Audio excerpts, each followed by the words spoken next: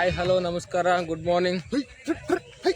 ಎಲ್ಲ ತಿಂದು ಆರಾಮಾಗಿದ್ದೀರಾ ಅಂದ್ಕೊಂಡಿದ್ದೀನಿ. ನಾವು ತಿಂಡಿ ಮುಗಿಸ್ಕೊಂಡು ಇವಾಗ ಬಂದಿರೋದು ವಿಜಯ ವಿಠಲ ಟೆಂಪಲ್ಗೆ. First day in Hampi and first place in Vijaya Vittala temple.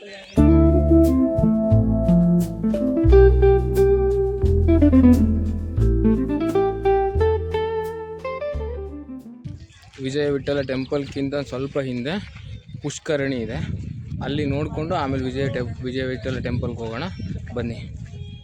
ಇದು ಪುಷ್ಕರಣಿಯ ಎಂಟ್ರೆನ್ಸ್.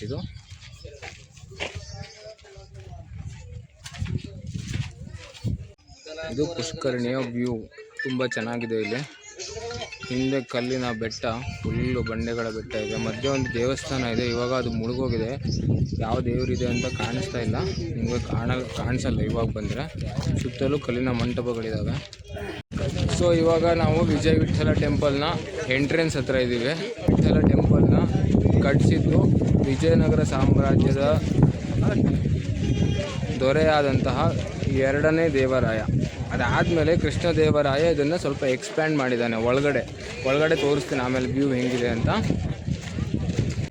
ಇದು ಟೆಂಪಲ್ನ ಓವರ್ ಆಲ್ ವ್ಯೂ ಮ್ಯಾಪ್.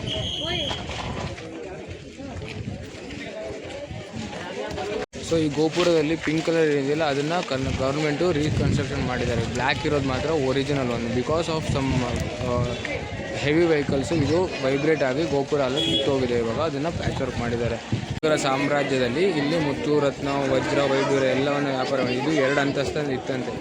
ಇವಾಗ ಎಂಟರ್ ಆಗ್ತಾ ಇದ್ದೀವಿ. ದೇವಾಲಯದ ಒಳಗಿನ ಆವರಣ ಅಲ್ಲಿ ಕಾಣಿಸ್ತಿದೆಯಲ್ಲ, ಅದು ಸಂಗೀತ ಕಂಬಗಳನ್ನು ಒಳಗೊಂಡಂತಹ ಮಂಟಪ ಅನಿಸುತ್ತೆ. ಇವಾಗ ಹೋಗ್ತಾ ಇದ್ದೀವಿ, ನೋಡೋಣ.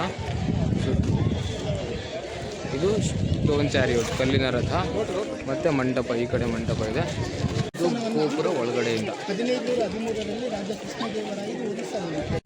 ಇದು ಭಜನಾ ಮಂಟಪ. ಕೊನೆ ಮೂಲೆಯಲ್ಲಿ ನಿಮಗೆ ಅಡುಗೆ ಕೋಣೆ ಕಾಣಿಸುತ್ತೆ. ಇದು ಡೈನಿಂಗ್ ಹಾಲು. ಇದು ಸಭಾ ಮಂಟಪ. ಹಾಗೆ ಇಲ್ಲಿ ಕಲ್ಲಿನ ರಥ. ಇದು ಸಂಗೀತ ಕಂಬಗಳಿದೆಯಲ್ಲ ಆ ಮಂಟಪ. ಇದು ಕಲ್ಲಿನ ರಥ. ಇದೇನು ಸ್ಟೋನ್ ಚಾರಿಯಟ್ ಕಲ್ಲಿನ ರಥ ಕಾಣಿಸ್ತಾ ಇದೆ ಅಲ್ವಾ, ಇಂಡಿಯಾದಲ್ಲಿ ಟೋಟಲ್ ಆಗಿ 3 ಇದೆ. ಒಂದು ಕೊನಾರ್ಕ್ ಒಡಿಸ್ಸಾದಲ್ಲಿ, 2ನೇದು ಮಹಾಬಲಿಪುರಂ ತಮಿಳುನಾಡಲ್ಲಿ, ಮತ್ತೊಂದು ಕರ್ನಾಟಕದ ಹಂಪಿಯಲ್ಲಿ. ಇದು ವಿಜಯ ವಿಠಲ ಟೆಂಪಲ್ ಆಗಿರೋದ್ರಿಂದ ಇದು ವಿಷ್ಣುವಿನ ಅವತಾರ. ವಿಷ್ಣುವಿನ ವಾಹನ ಗರುಡನಿಗೆ ಆಗಿ ಈ ರಥವನ್ನು ನಿರ್ಮಿಸಿದ್ದಾರೆ. ಇವಾಗಲೂ ಸಹ ಈ ರಥದ ಒಳಗೆ ಗರುಡ ಇದ್ದಾನೆ ಅಂತ ಉಲ್ಲೇಖಗಳು ಹೇಳ್ತವೆ. ಮುಂಚೆ ಇದು ಚೆನ್ನಾಗಿತ್ತು ಆ್ಯಂಡ್ ರಥದ ಗಾಲಿಗಳು ಕೂಡ ತಿರುಗ್ತಿತ್ತು. ಇವಾಗ ಗೌರ್ಮೆಂಟು ಅದನ್ನು ಮುಟ್ಟಬಾರ್ದು, ಯಾರು ಮುಟ್ಟಿ ಹಾಳು ಮಾಡಬಾರ್ದು ಅಂತ ಅದನ್ನು ಸಿಮೆಂಟ್ ಹಾಕಿ ಆ್ಯಂಡ್ ಸುತ್ತಲೂ ಬೇಲಿ ಹಾಕಿ ಅದನ್ನು ರಕ್ಷಣೆ ಮಾಡ್ತಿದ್ದಾರೆ ಚೆನ್ನಾಗಿ. ರಥದ ಮುಂಭಾಗ ನೀವು ಇವಾಗಲೂ ಒಳಗಡೆ ಗರುಡ ವಾಹನ ದೇವರನ್ನು ಕಾಣ್ಬೋದು. ಮುಂಚೆ ಇದನ್ನು ಚೆನ್ನಾಗಿತ್ತು, ಅದನ್ನು ಮೇಲ್ಗಡೆ ಎಲ್ಲೂ ಹಾಳಾಗುತ್ತೋ ಅಥವಾ ಬಿದ್ದೋಗುತ್ತೋ ಅಂತ ಇದು ಮಾಡಿ ಅದನ್ನು ಇಲ್ಲಿ ತೆಗೆದಿಟ್ಟಿದ್ದಾರೆ ಈ ಕಡೆ. ಸೊ ಅಲ್ಲಿ ದೂರದಲ್ಲಿ ಕಾಣಿಸ್ತಿದೆಯಲ್ಲ, ಅದು ಅಂಜನಾದ್ರಿ ಬೆಟ್ಟ, ಆಂಜನೇಯನ ದೇವಸ್ಥಾನ ಇದೆ ಅಲ್ಲಿ. ಇಲ್ಲಿ ಮುಂಚೆ ತ್ರೇತಾಯುಗದಲ್ಲಿ ವಾನರ ಸೇನೆ ಇತ್ತು. ಹನುಮಂತ, ಜಾಂಬವಂತ, ವಾಲಿ, ಸುಗ್ರೀವ ಎಲ್ಲರೂ ಇಲ್ಲೇ ಇರ್ತಾಯಿದ್ರು. ಸೊ ಇದೇನಿದೆ ಅಲ್ವಾ, ಇದು ಸಂಗೀತ ಮಂಟಪ. ಕೃಷ್ಣದೇವರಾಯನ 3 ಜನ ಹೆಂಡತಿಯರಲ್ಲಿ ಒಬ್ಬಳಾದ ಚಿನ್ನಾದೇವಿ ಇಲ್ಲಿ ನೃತ್ಯ ಮಾಡುವಾಗ ಸುತ್ತಲಿರುವ ಕಂಬಗಳಲ್ಲಿ ಪ್ರತಿ ವಾದಕರು ವಾದ್ಯಗಳನ್ನು ನುಡಿಸ್ತಿದ್ರಂತೆ. ಇಲ್ಲಿ ಮೇಲ್ಗಡೆ ಕಾಣ್ಬೋದು, ಯಾರು ರಾಣಿಯರು ನೋಡಬಾರ್ದು ಅಂತ ಮೇಲ್ಗಡೆ ಹುಕ್ ವ್ಯವಸ್ಥೆ ಇದೆ, ಅದನ್ನು ಕ್ಲೋಸ್ ಮಾಡ್ತಿದ್ರು ಪರದೆಯಿಂದ. ಅಲ್ಲಿ ಪರದೆ ಕಟ್ಟೋಕ್ಕೆ ಅಂತ ಮೇಲ್ಗಡೆ ಹುಕ್ಕಿದೆ, ಇಲ್ಲಿ ಅದನ್ನು ಕ್ಲೋಸ್ ಮಾಡೋಕ್ಕೆ ಅಂತ ತೂತಿದೆ. ಆ್ಯಂಡ್ ಇನ್ನು ಮಳೆಗಾಲದಲ್ಲಿ ಪರದೆ ಮುಖಾಂತರ ಎಳೆಯುವಂತಹ ನೀರು ಕೂಡ ಇಲ್ಲೇ ಪಾಸ್ ಆಗ್ತಿತ್ತು. ಇಲ್ಲಿ ಒಳಗಡೆ 300 ಚಿಕ್ಕ ಕಂಬಗಳಿದೆ. ಮುಂಚೆ ಇದನ್ನು ವಾದಕರು ಗಂಧದ ಕಡ್ಡಿ ಯೂಸ್ ಮಾಡಿ, ಆನೆ ಚರ್ಮ ಯೂಸ್ ಮಾಡಿ ಇದನ್ನು ವಾದಿಸ್ತಿದ್ರಂತೆ. ಇವಾಗ ಇದನ್ನು ಮುಟ್ಟಕ್ಕೆ ಕೊಡಲ್ಲ.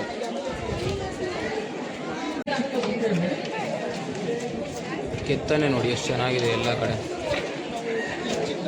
ಈ ಕೆತ್ತನೆಯಲ್ಲಿ ಟೋಟಲ್ ಆಗಿ ನರಸಿಂಹ, ಸಿಂಹ ಮತ್ತು ಕುದುರೆ ಹಾಗೂ ಪ್ರಭಾವಳಿ ಬರುತ್ತಲ್ಲ ದೇವ್ರ ಹಿಂದ್ಗಡೆದು ಅದು ಕಾಣಿಸುತ್ತೆ. ಈ ಕೆತ್ತನೆಯಲ್ಲಿ ಹಸು ಮತ್ತು ಆನೆನ ಕಾಣ್ಬೋದು. ಇಲ್ಲಿ ಆನೆ ಮತ್ತು ಮರ ಮತ್ತು ಗಣೇಶನನ್ನು ಕಾಣ್ಬೋದು. ಈ ಮಂಟಪದಲ್ಲಿ ಅಲ್ಲಿ ನೋಡಿ ಇದು ಕಾಣಿಸ್ತಿದೆಯಲ್ಲ, ಇದು ಲೋಟಸ್ದು ಮೊಗ್ಗು. ಅದೇ ಈ ಕಡೆ ಅಂತ ಬಂದರೆ ನಿಮಗೆ ಅದು ಹೂವಾಗಿರೋದು ಕಾಣಿಸುತ್ತೆ. ಅಂದರೆ ಇದು ಎಂಟ್ರಿ ಮತ್ತು ಇದು ಎಕ್ಸಿಟ್ ಅಂತ. ಅದನ್ನು ನೀವು ಇಲ್ಲಿ ಬಂದು ಗೈಡ್ ಮುಖಾಂತರನೇ ತಿಳ್ಕೊಬೇಕು. ಇವಾಗ ನಾನು ಆಲ್ಮೋಸ್ಟ್ ಸೆಂಟರಲ್ಲಿದ್ದೀನಿ, ಸುತ್ತಲೂ ನಿಮಗೆ ತೋರಿಸ್ತೀನಿ ನೋಡಿ.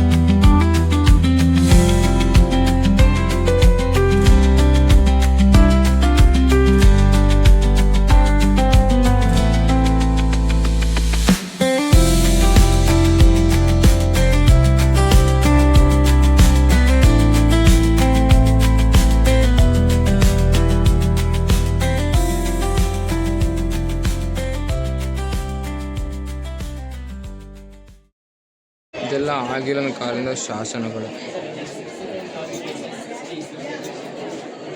ಬಹುಮನಿ ಸುಲ್ತಾನರ ಅಟ್ಯಾಕ್ ಆಗಿ ಇಲ್ಲಿ ತುಂಬ ಗೋಪುರಗಳು ಇದನ್ನೆಲ್ಲ ನಾಶ ಮಾಡಿದ್ದಾರೆ. ಒಳಗಡೆ ಇದು ವಿಜಯ ವಿಠಲ ಟೆಂಪಲ್ ಅಲ್ವಾ, ಸೊ ವಿಜಯ ವಿಠಲ ಅಂದರೆ ವಿಷ್ಣುವಿನ ಅವತಾರ. ಮುಂಚೆ ಇಲ್ಲಿ ಮೂರ್ತಿ ಇತ್ತು. ಸೊ ಅವರು ಎಲ್ಲಿ ನಾಶ ಮಾಡ್ತಾರೆ ಅಂತ ಆಗಿನ ಅರ್ಚಕರು ಅದನ್ನು ಪಂಡರಾಪುರಕ್ಕೆ ಟ್ರಾನ್ಸ್ಫರ್ ಮಾಡ್ತಾರೆ. ಸೊ ಅಲ್ಲಿ ಇವಾಗ ಪಾಂಡುರಂಗ ವಿಠಲ ಅಂತ ಇರೋದು ಇದೇ ಮೂರ್ತಿ. ಈಗ ಗರ್ಭಗುಡಿ ಒಳಗೆ ಅಂದರೆ ಮುಂಚೆ ಗರ್ಭಗುಡಿ ಅಲ್ಲಿ ಮುಂದೆ ಇದೆ, ಇದು ಸಭಾ ಮಂಟಪದ ಇಲ್ಲಿ ಒಳಗಡೆ ಎಂಟರ್ ಆಗಿದ್ದೇವೆ. ಇವಾಗ ಇಲ್ಲಿ ವಿಗ್ರಹ ಇಲ್ಲ, ಅದೇ ನಾನು ಹೇಳ್ದಂಗೆ ಇಲ್ಲಿ ನಾಶ ಮಾಡ್ತಾರೆ ಅಂತ ಅದನ್ನು ಪಂಡರಾಪುರಕ್ಕೆ ಟ್ರಾನ್ಸ್ಫರ್ ಮಾಡಿದ್ದಾರೆ. ಇವಾಗ ಅಲ್ಲಿರೋದು ಪಾಂಡುರಂಗ ವಿಠಲ. ಇದು ಗರ್ಭಗುಡಿಯ ಗೋಪುರ. ನಾರ್ಮಲ್ ಪೀಪಲ್, ಆಗಿನ ಕಾಲದಲ್ಲಿ ನಾರ್ಮಲ್ ಪೀಪಲು ಇದು ಹೊರಭಾಗ ಅಲ್ಲಿಂದ ಈ ದೇವಾಲಯನ ಪ್ರದಕ್ಷಿಣೆ ಹಾಕ್ತಿದ್ರು. ಇವಾಗ ರಾಜ ಮಹಾರಾಜರು ರಾಯಲ್ ಪೀಪಲ್ಸ್ ಅಂತ ಯಾರ್ಯಾರು ಇರ್ತಾರೋ ಅವರೆಲ್ಲ ಇಲ್ಲಿ ಒಳಗಡೆ ಬಂದು ಪ್ರದಕ್ಷಿಣೆ ಹಾಕ್ತಿದ್ರು ಈ ದೇವಾಲಯಕ್ಕೆ. ಇಲ್ಲಿ ನಾರ್ಮಲ್ ಪೀಪಲ್ಗೆ ಎಂಟ್ರಿ ಇರಲಿಲ್ಲ ಆವಾಗ, ಆಗಿನ ವಿಜಯನಗರ ಸಾಮ್ರಾಜ್ಯದ ಕಾಲದಲ್ಲಿ. ಇಲ್ಲಿ ಒಳಗಡೆನೂ ಸಹ ತುಂಬ ವಿಶಿಷ್ಟವಾದ ಕೆತ್ತನೆಗಳನ್ನು ನೀವು ಕಾಣಸಿಗಬಹುದು. ಗರ್ಭಗುಡಿಯಿಂದ ಬರುವಂತಹ ತೀರ್ಥವನ್ನು ಇಲ್ಲಿ ಹಿಡಿಬೋದು. ಆಗಿನ ಕಾಲದಲ್ಲಿ ಇದೇ ಪದ್ಧತಿಯನ್ನು ನಾವು ಯೂಸ್ ಮಾಡ್ತಾ ಇದ್ದೀವಿ. ಆಗಿನ ಕಾಲದಲ್ಲಿ ಇದು ಯಾವುದೋ ಒಂದು ದೇವಸ್ಥಾನ, ಇವಾಗ ಇಲ್ಲಿ ಯಾವುದೇ ಕುರುಹುಗಳು ಸಹ ಇಲ್ಲ. ಎಲ್ಲವನ್ನು ಬಹುಮನಿ ಸುಲ್ತಾನರು ವಶಪಡಿಸ್ಕೊಂಡು ನಾಶ ಮಾಡಿಬಿಟ್ಟಿದ್ದಾರೆ. ಬಟ್ ಇಲ್ಲಿ ದೇವಸ್ಥಾನ ಅಂತ ನೀವು ಕಾಣ್ತದೆ ಇಲ್ಲಿ ಬಂದರೆ ನಿಮಗೆ. ಸೊ ಹಂಪಿಯಲ್ಲಿರುವ ಈ ವಿಜಯ ವಿಠಲ ಟೆಂಪಲ್ಲಿರೋ ಒಂದೊಂದು ಕೆತ್ತನೆಗಳು ಸಹ ಒಂದೊಂದು ಕಥೆಗಳನ್ನು ಹೇಳ್ತವೆ. ಹಂಪಿಗೆ ಬಂದರೆ ಇಲ್ಲಿ ಯಾವುದೇ ಕಾರಣಕ್ಕೂ ಬರದೆ ಹೋಗಲೇಬೇಡಿ. ಇದನ್ನು place is very beautiful. And ಅದೇ ಥರ ಕರ್ನಾಟಕ ಗೌರ್ಮೆಂಟು ಮೇಂಟೈನ್ ಮಾಡಿದ್ದಾರೆ. ಇವಾಗ ಯಾರಿಗೂ ಮುಟ್ಟಕ್ಕೆ ಕೊಡ್ದೇನೆ ಮಾಡ್ದೇನೆ ಅದನ್ನು ಉಳಿಸ್ಕೊಂಡು ಬಂದಿದ್ದಾರೆ. ಮುಂದಿನ ಪೀಳಿಗೆಗೂ ಸಹ ನಾವು ಇದೇ ಥರ ಉಳಿಸ್ಕೊಂಡು ಹೋಗಬೇಕಾಗಿದೆ ಇದನ್ನು. ಆ್ಯಂಡ್ ಇವತ್ತು ರಥಸಪ್ತಮಿ, ಇಂಥ ಒಳ್ಳೆಯ ದಿನ ವಿಷ್ಣುವಿನ ಟೆಂಪಲ್ಗೆ ಬಂದಿದ್ದೀನಿ ಅಂದರೆ ನಾನು ಪುಣ್ಯ ಮಾಡಿದ್ದೀನಿ. ಆಗಿನ ಕಾಲದಲ್ಲಿ ಹಂಪಿಯಲ್ಲಿ ವಜ್ರ, ಮುತ್ತು, ರತ್ನ, ವಜ್ರ, ವೈಡೂರ್ಯಗಳನ್ನೆಲ್ಲ ಮಾರಾಟ ಮಾಡ್ತಿದ್ರೆ, ಈಗಿನ ಕಾಲದಲ್ಲಿ ಬ್ಯಾಗ್ನ ಮಾರಾಟ ಮಾಡ್ತಿದ್ದಾರೆ. ಇಲ್ಲಿ ಆಸ್ಥೆಟಿಕ್ ಬ್ಯಾಗ್ಸ್ ಇದೆಲ್ಲ. ಇಂಥ ಜನ ಎಲ್ಲಿ ಸಿಗ್ತಾರೆ ನಿಮಗೆ? ಹೊಡಿರಿ ಚಪ್ಪಾಳೆ, ಹೊಡಿರಿ, ಇದು ನಮ್ಮ ದೇಶ ಅಂದರೆ. ಸೊ ಇಲ್ಲಿಗೆ ವಿಜಯ ವಿಠಲ ಟೆಂಪಲ್ನ ವ್ಲಾಗ್ ಕಂಪ್ಲೀಟ್ ಆಗಿದೆ. ನಿಮಗೆ ವಿಡಿಯೋ ಇಷ್ಟ ಆದರೆ please like, share and subscribe to my YouTube channel Hegde's Jeevana. Until next video, bye.